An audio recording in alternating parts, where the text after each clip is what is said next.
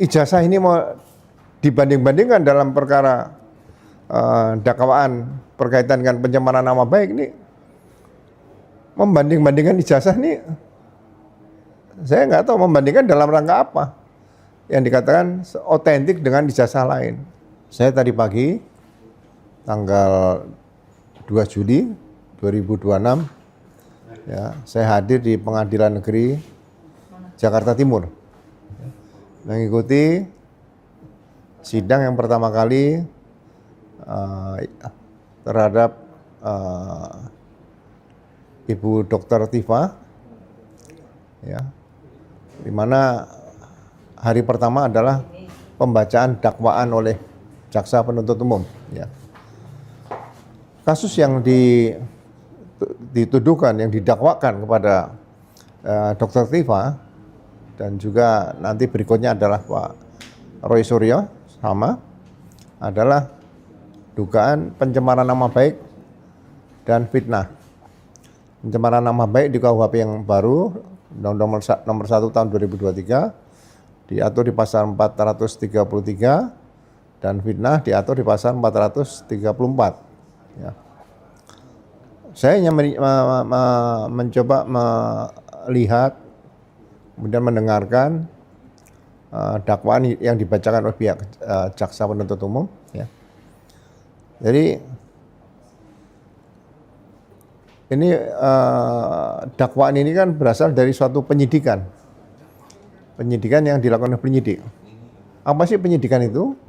Penyidikan adalah sesuai dengan pasal 1 ya, Kitab Undang-Undang Hukum Pidana, Undang-Undang nomor 1 tahun 2023 disebutkan, saya ulangi, bukan Undang nomor 1 tahun 2023, Undang-Undang nomor 20 tahun 2025 ya, tentang hukum acara pidana. Saya mohon maaf tadi salah secara alat saja.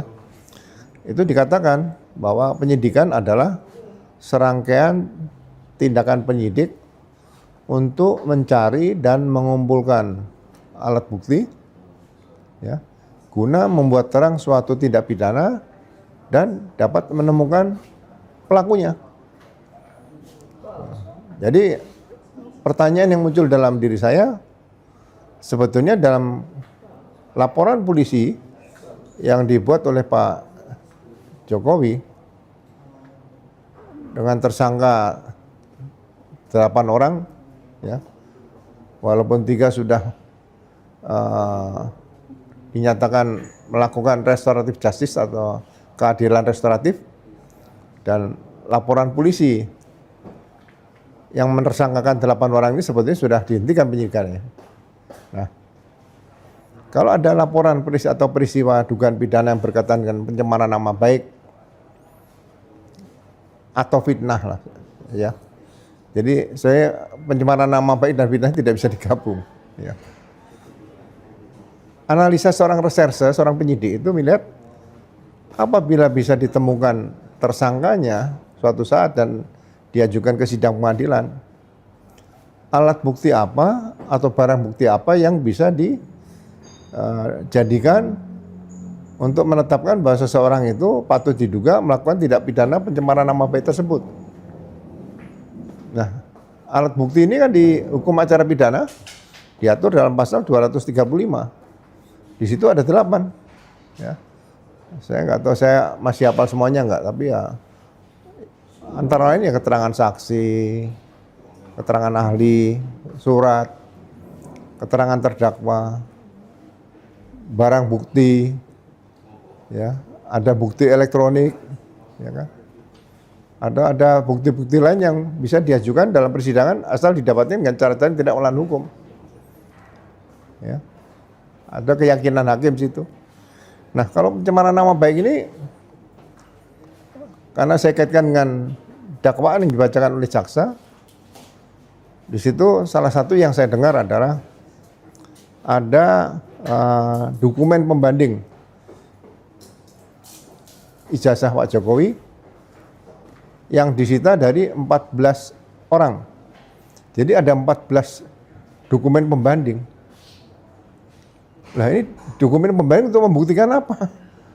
Dokumen pembanding ini bukan untuk membuktikan pencemaran nama baik.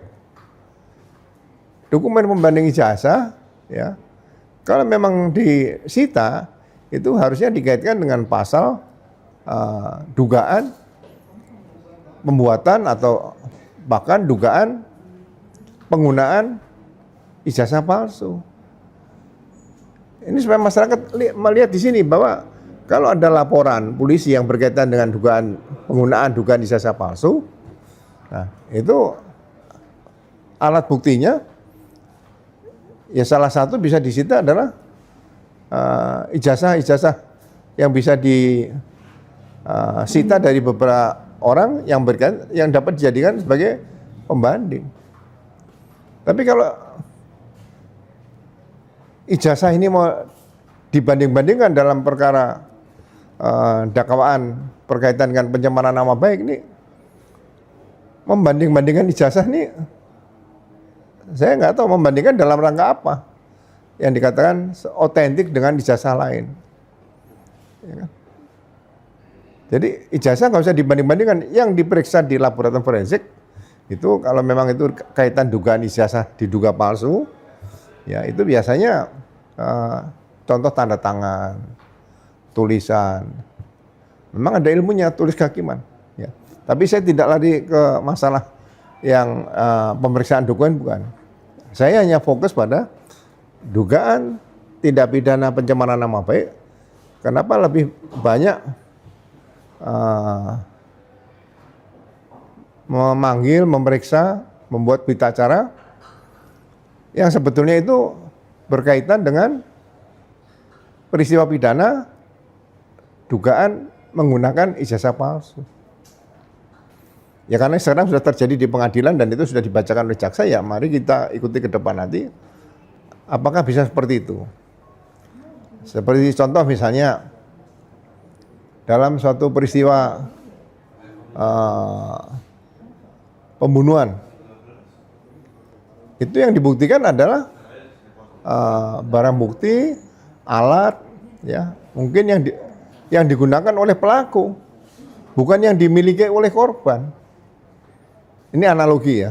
Jadi dalam suatu peristiwa pembunuhan, sekali lagi yang diperiksa itu bukan sesuatu hal-hal yang berkaitan dengan milik korban. Korban dibunuh misalnya. Apakah perlu diperiksa riwayat kesehatannya? Nggak perlu, korban udah meninggal. Ya. Tapi yang dicari adalah berkaitan siapa pelakunya, dilakukan di mana, menggunakan alat apa dan sebagainya. Nah, ini analogi seperti ini ya selalu saya gunakan. Jadi pada saat saya menjadi kepala kepolisian daerah Sumatera Utara,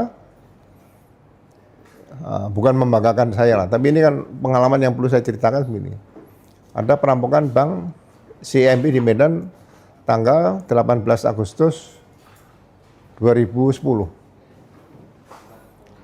Anggota Brimob yang jaga di bank tersebut ditembak oleh penjahat, meninggal dunia, ya.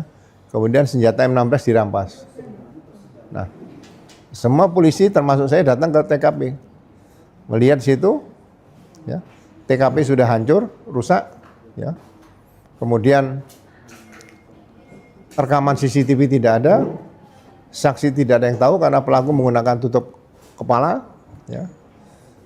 Sidik jari tidak ditemukan, ya. Korban pegawai bank di situ stres, ya jumlah uang karena itu kantor kas pembantu kurang lebih ya 200 atau 250 juta, nggak banyak.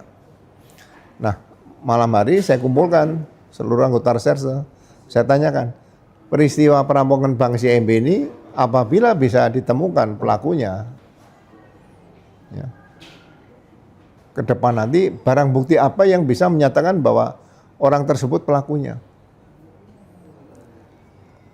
Kalau uang tidak mungkin, saksi tidak ada, rekaman CCTV tidak ada.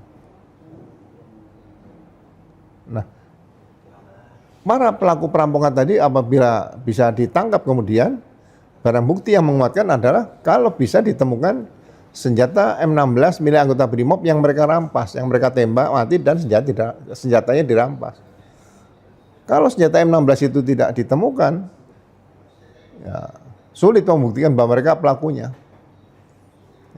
akhirnya setelah 43 hari, ya, saya bersama jajaran anggota reserse, Brimob semuanya, Sepolda Sumatera Utara yang punya kemampuan reserse yang handal, ya, dibantu oleh rekan-rekan TNI, Pangdam waktu itu, kebetulan Pangdamnya kawan saya sendiri, ya, kemudian dan Lanut juga bantu, tiap malam ke TKP, olah TKP. Ya. 43 hari bisa kita tangkap dengan kontak senjata. Jadi pelakunya memang diduga lebih dari 5. Melihat jumlah sepeda motor yang diberikan oleh saksi tukang parkir tadi. Ya. Saya bisa nangkap 11 orang, 8 kontak senjata, meninggal dunia, ya kan? 3 hidup, ya. Itu yang kita periksa semuanya. Kemudian anggota Brimob yang terlibat dalam operasi tersebut, tertembak 1 di bagian pundak tapi tidak meninggal, ya.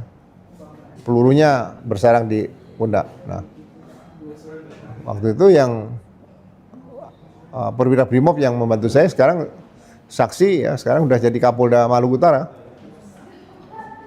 Ya, jadi ya saya bangga lah dengan anggota-anggota, bukan hanya Brimob, reserse juga sama juga, Kapolresnya juga saya bangga karena apa? Mereka benar-benar profesional seperti itu. Nah, barang bukti ini yang selalu saya katakan, ini harus mengait dengan perkara pidana yang dituduhkan pada seseorang yang diduga melakukan tindak pidana.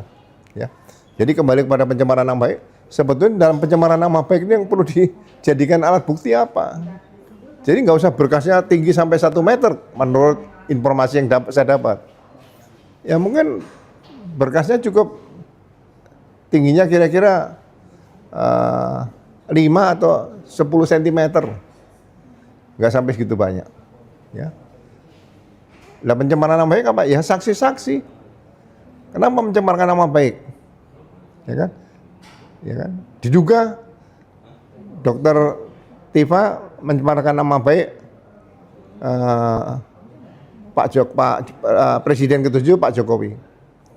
Tapi yang diteliti Dokter Tifa itu bukan ijazahnya Pak Jokowi yang dimiliki, analognya ijazah Pak Jokowi, bukan. Tapi ijazah yang diunggah oleh Dian Sandi.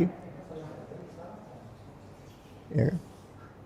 Tapi Bu Dokter Tima ya tidak menggunakan ijazah yang diserahkan ke KW, belum. Ijazah yang digunakan oleh diunggah oleh Dian Sandi itu yang diteliti dengan keilmuan beliau, Dokter Tima. Beliau hanya meneliti. Nah itu kalau penelitian Dokter Tima tadi bisa dibuktikan oleh penyidik, ditanyakan bagaimana penelitiannya, dengan metode apa, ilmunya apa, seperti itu. Nah itu kalau dibuktikan dari awal bahwa itu bukan pencemaran nama baik, ya sudah selesai di awal. Tidak perlu maju ke sidang pengadilan. Nah tapi karena ini sudah terlanjur masuk ke pengadilan, ya kita ikuti berikutnya nanti seperti apa. Ya. Jadi sekali lagi saya di sini mengajak, ya kenapa perlu saya sampaikan, ya benar-benar ini butuh perhatian masyarakat semua, ya karena saya berpikir Polri maupun jaksa maupun hakim itu adalah dari rakyat, untuk rakyat, oleh rakyat sendiri, ya kan? Nggak mungkin kita menggunakan penyidik dari Singapura atau dari Malaysia, nggak mungkin menggunakan jaksa dari Singapura atau Malaysia, hakim juga sama, ya kan? Nah makanya melayani kepada masyarakat ke depan, ya aparat penegak hukum ini harus benar-benar memberikan suatu kepastian, ya kejelasan, ya. Saya sama-sama memberikan masukan dengan pengalaman saya sebagai seorang praktisi di kepolisian selama 35 tahun, bulan, ya. Kebetulan Hari Bayangkara juga baru diperingati pada tanggal 1 Juli kemarin. Sekali lagi ya saya mengucapkan Hari Bayangkara yang ke-80 tahun. Semoga Polri ke depan lebih modern, lebih profesional, lebih dicintai masyarakatnya. Jadi bagian itu saja sementara ingin saya sampaikan pada rekan-rekan warga masyarakat semua, ya. Ini untuk edukasi, ya. Edukasi berarti untuk kepentingan saya sendiri, ya. Saya tidak boleh berhenti berpikir untuk tetap menciptakan kepolisian yang suatu saat benar-benar dicintai oleh rakyat Indonesia, menjadi polisi yang modern, yang bisa dijadikan contoh oleh polisi-polisi di negara lainnya seperti itu. Sekali lagi terima kasih, ya jangan bosan-bosan. Mudah-mudahan nanti lain waktu kita bisa ketemu lagi, tetap di channel Ugroseno Tribata. Saya akhiri, terima kasih. Wabillahi taufiq wal hidayah. Assalamualaikum warahmatullahi wabarakatuh. Subscribe, share, like, and comment. Subscribe, share, like, and comment. Subscribe, share, like, and comment. Subscribe, share, like, and comment. Subscribe, share, like, and comment.